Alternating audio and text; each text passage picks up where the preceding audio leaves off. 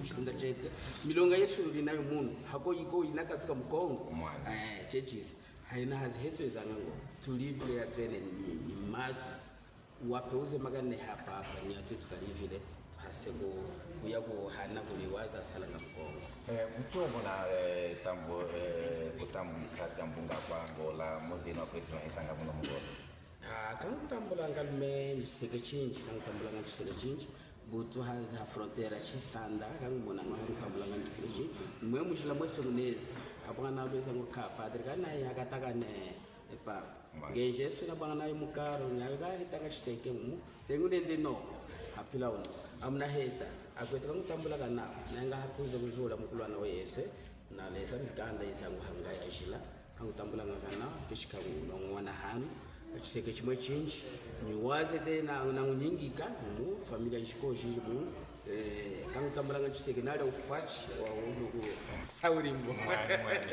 ufachi kai eno kota kwa matembele mkongo demokratiki chulo kazi na kwata bano hase kuhanjikanya kwetu kwa yote malinjekela kama kisimilonga ipazi hizi kama kisafu mkongo demokratiki mkongo demokratika chenacho cheo nambe ni matembele yako unamona nesa mno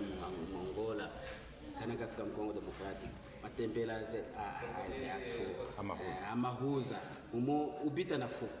tembele za nyingi kaya hichikile mwene Yesu Kristo wetu umwanda shavi ya jahana kuli Petro ya mweza ngowe ya mina munaya shavi yashi yena ndo Petro yena mwe msalaka Petro mwe mutangu mwe papa mutangu hapila uno au tunamanyi nao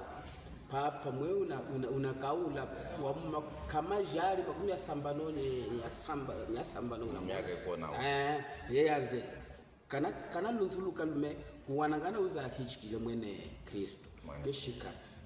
kaulenu malisha mwene